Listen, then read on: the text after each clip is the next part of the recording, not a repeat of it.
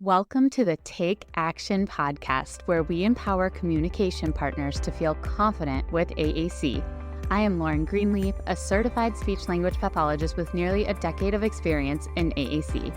Join us weekly as we dive into all of the aspects of AAC and hear from communication partners just like you who are successfully integrating AAC into their daily lives. Whether you are an SLP, a parent, an educator, or any other communication partner, you are absolutely in the right place if you are ready to take actionable steps towards AAC success today. Hello, everyone, and welcome back to another episode of the Take Action podcast. I am so excited that you are here with us today.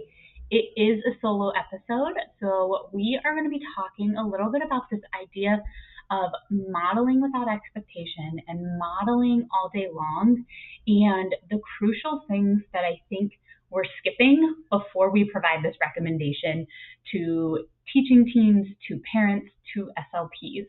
And that in and of itself might be a little controversial, but once you listen to what I'm going to talk about today, I think you will agree that maybe we're not spending as much time talking about some of these things as we should be. So we're going to start kind of with this definition of what these terms are. So modeling without expectations means you are utilizing the individual's device or an alternate device, and you're showing them language on that device without the expectation that they're going to respond or imitate or anything like that. So contrast to what it could look like is more of an expectation. So if I press milk, I expect the kid to press milk right after me, or verbalize milk right after me, or indicate in some way that they understood that and they can execute that themselves. That is not what we're aiming for.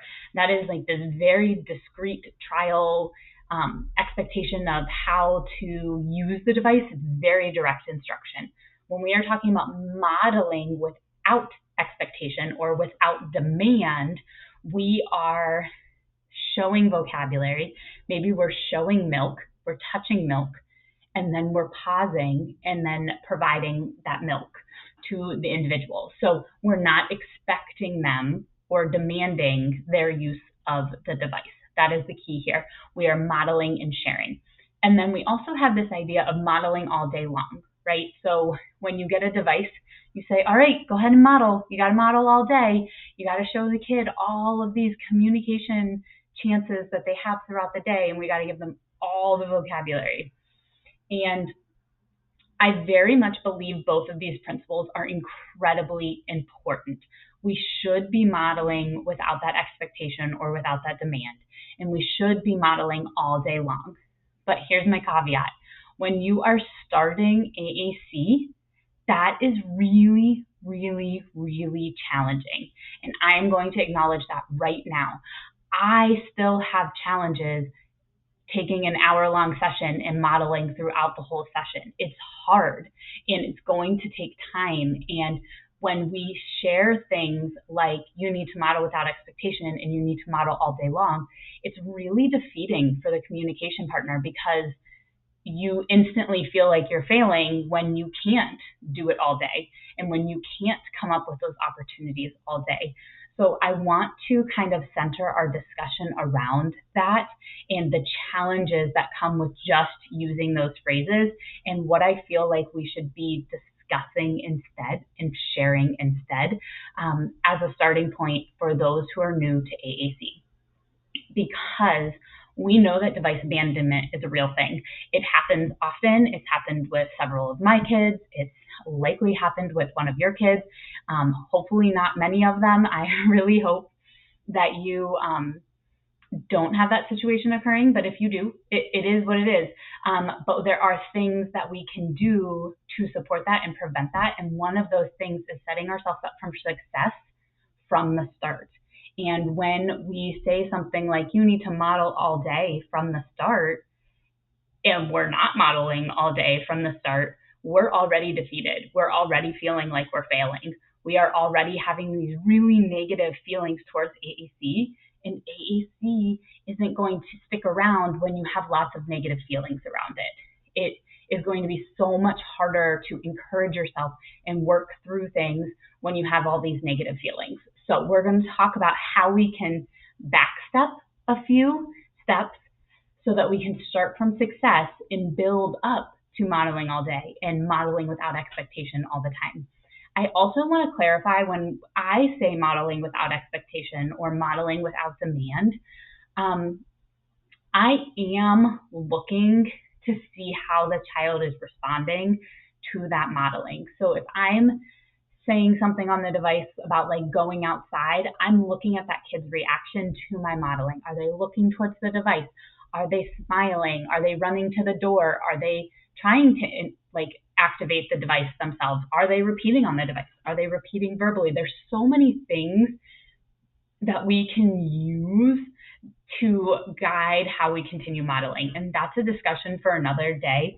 But I also think there's this misconception when we say we're modeling without expectation that we're just like modeling words and hoping for the best. But I think if you're truly doing it with the right intent, you're also utilizing that as your support moving forward. So how are they responding? What could I model differently? How could I model differently? Or what do I need to keep doing to keep them engaged the way that they currently are? So let's kind of dive into these nuances that I want to talk about before we say model all day, before we say model without expectation. I want to first indicate that maybe a change in terms might not be a bad idea. I like to refer to this modeling and modeling all day as talking with AAC, because ultimately that is what our goal is. When we say model all day, we're aiming for you to talk with AAC so that AAC user can see that as a form of output and can see it as a form of input. And then they can start to utilize it on their own because they see it is a valid and wonderful way of communicating. So really this idea of talking with AAC versus modeling, this is just a personal preference. I find modeling to be more therapeutic in the term. It seems a little more like we discussed earlier. Like if I just said model, would you say the word and then kind of wait for a response? And you would, right? So when I say talking, we talk all day. We provide input all day long. And that's really what our goal is to those terms. Modeling without expectation and modeling all day. The goal is really to provide input through the AAC device so that AAC user can see what that looks like. I also want to challenge you to think about your talking as providing options. So you're going to have some of the time where you're just saying what you would normally say on the AAC device. But then you're also going to have times where you want to provide the AAC user some options for communication. So maybe we are, playing with the blocks and the kid knocked them down and got really excited. So you could provide options while talking on the AAC device that said, it fell down. That was fun. Let's do it again. Those are different options of communication that AAC user could then take if they chose to and use it as their own communication.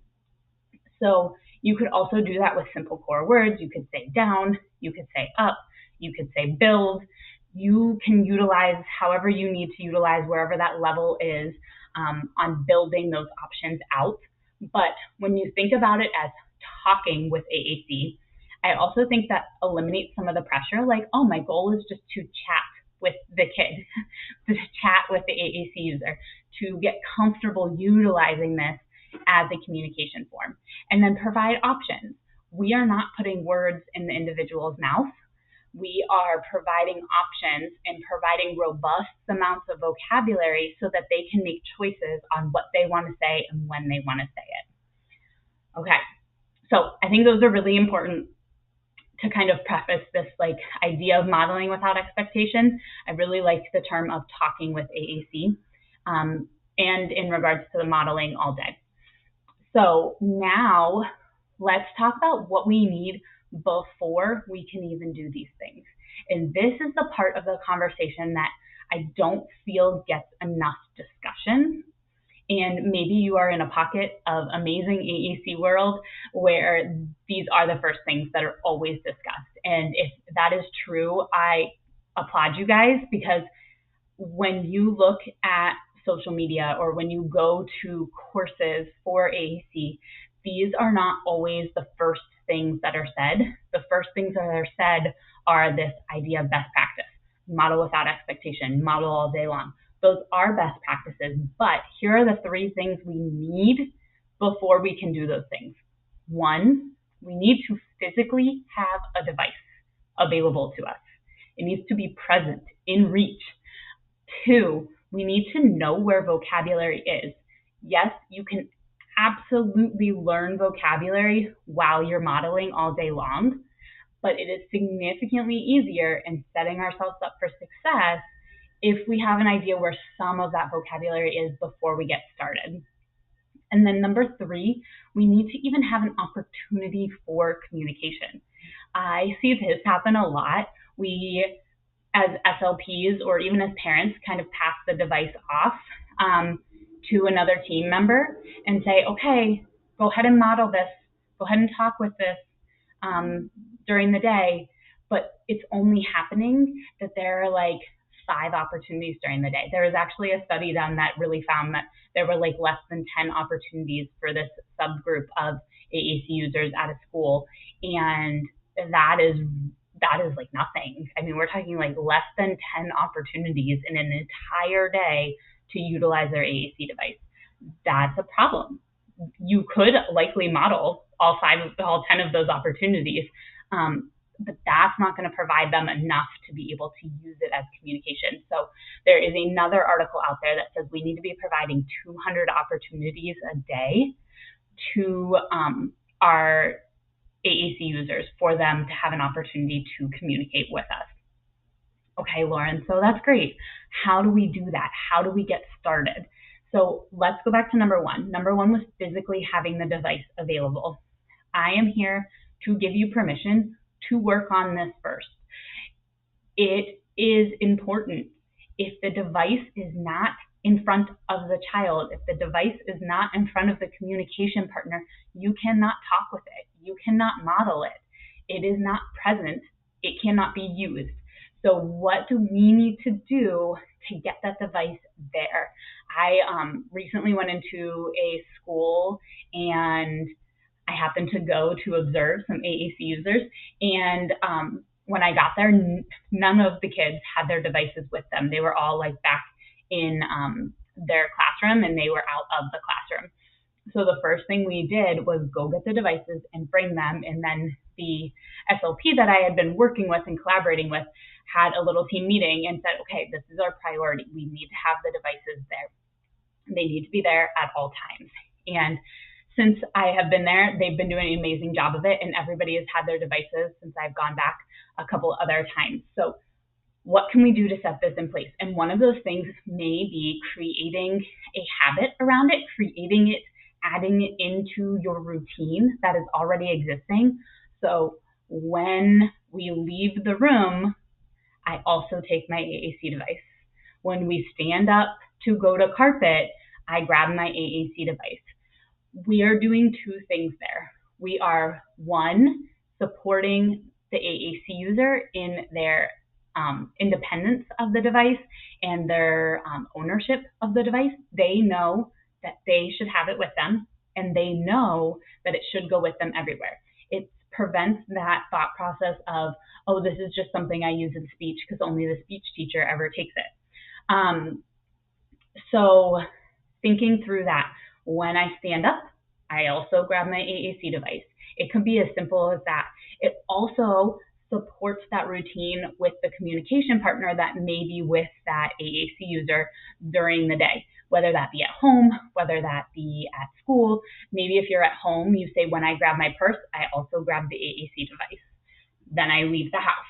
So we want to be thinking about how can we attach the AAC device into a routine that we already have existing. And it is okay to work on this and like specifically focus on this for however long you need to. Like I mentioned already, if the device is not there, we cannot model with it. So keeping the device available and present is important, and this is the starting point for that. I think we don't talk about that as much because it's one of those things that seems really, really simple, but when we put it into practice, it's a lot harder. As a parent, you are juggling so many things. As a teacher, you are juggling so many things. Paraprofessionals, you are juggling a lot of things. Speech therapists, you are juggling a lot of things. There is a lot going on in your brain about things you need to remember and things you need to do, and how do we make sure we're doing X, Y, Z. Adding your device into an existing routine is very important. It's easy to forget when it's something new, so find a way to incorporate that in. Let's move on to number two. Number two was knowing where vocabulary is. I feel like this discussion is also underrated. We need to take time to learn the device. It is important. Whatever learning you can do is going to make it faster and easier to support this talking with AAC and to support this providing options. If you only know where the word go is, you're not going to be able to provide many options, right? If you could take 2 minutes every day to learn 3 new words, you would be creating progress on this. You would learn new vocabulary. And here's the really cool thing. When you actually sit down to learn something, often you learn the things that seem most important. So if you are at home and you know that mealtime is something that you really want to build some vocabulary around, and last night you really wanted to say the word yummy for the chicken nuggets that you made, and then you also really wanted to say the word hot because they were really hot and we had to wait to eat them, but maybe you didn't know where that vocabulary was, and in the moment you just didn't have time to look at it. Like, that happens. We just don't always have the time. So maybe that night you took 2 minutes and searched for yummy and searched for hot. There's a search feature on almost all of your apps. Utilize those. It makes it all that much faster. And then you practiced that 3 times. You found it 3 times. The next night at dinner, you're going to be able to use that vocabulary. That's the really cool thing. Once we learn it, we can use it. When we don't learn it, we go back to that thing we said at the beginning where we get overwhelmed and stressed and feel like we're failing. And then we kind of shut down and are like, all right, I can't do this. It's too hard. How do I keep doing? Like, how do I keep going? What do I need to do differently? This is what you need to do differently.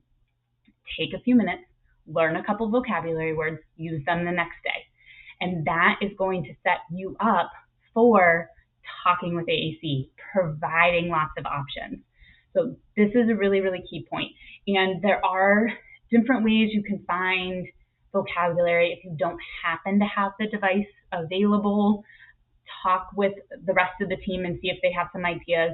There's different things that you can add on the computer sometimes. There's different apps that you can get that maybe have the free version versus the paid version, all that good stuff. Another conversation for another day. But know that we cannot model without expectation, and we cannot model all day successfully and confidently until we understand and know where vocabulary is. Okay, and then last but not least, we need to have an opportunity to communicate. So this is so foundational to communication in general. Kids need to be provided opportunities to participate in conversation. They need to be provided with opportunities to share their knowledge, to ask questions, to request things, to comment, to answer yes, no questions, to answer questions in general. We have to be providing that opportunity. And as someone who often knows their AAC user really well, and we don't always provide that opportunity as best as we could. I have lost count of the number of families that I've met that say something along the lines of, well, we really understand most of what they're trying to communicate. We understand 95% of it. we can use the device for more, but like we know what's happening. And I completely understand that. Like as a parent specifically, like you know your kid best. You know a lot of what is happening. So how can we build opportunities into those things that you already know? Maybe it's something as simple as adding wait time. When I ask a question, I will wait for 5 seconds and then I will provide options, or then I will talk with the AAC. When I comment on the activity we were doing, I will pause and I will count to 10 and I will wait to see if my AAC user has anything they want to share. And then I will provide some options and talk with AAC. So something as simple as adding in these little bits of wait time, even when you have a general idea, can be really, really helpful, can be really supportive, can utilize that device in a much more comprehensive manner.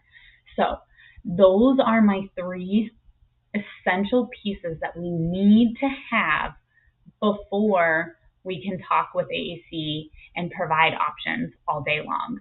And if you have something else, I would love to hear what you have to say. You can always find me on Instagram at Inspire Connections Therapy.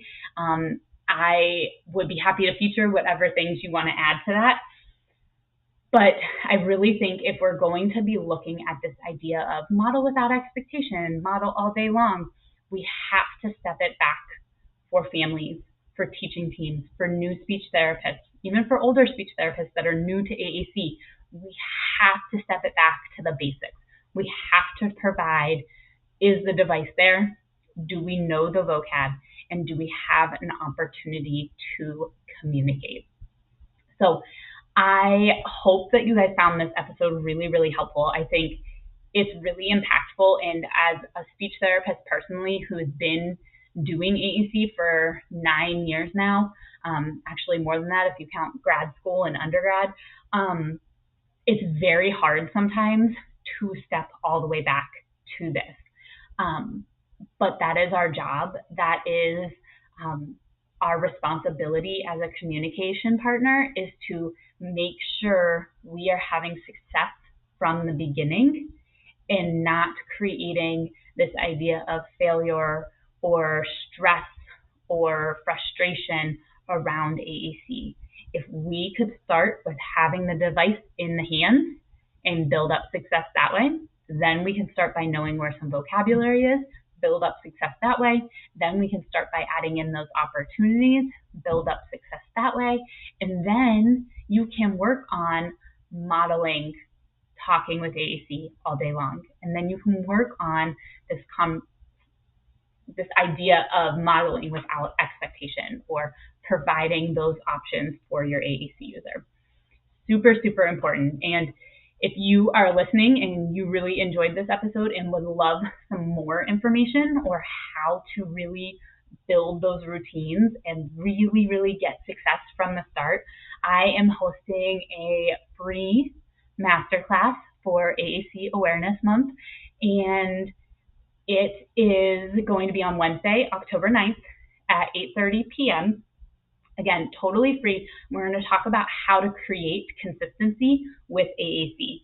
And if you are listening to this after the fact, lucky for you, this will always be a free service or free masterclass available to you guys. You can find it on my website, inspireconnectionstherapy.com, under the courses and membership tab.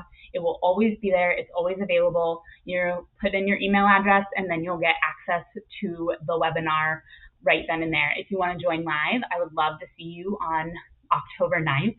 And if you want to catch the replays, totally fine. But the whole course is going to be about creating that consistency. How can we really develop those routines from the start, starting small and building up, so that we can really build from a level of success versus a level of stress and overwhelm. And I think that's such an important topic when it comes to AAC implementation and getting started with AAC. So I really hope to either see you there or hope that you get a chance to listen.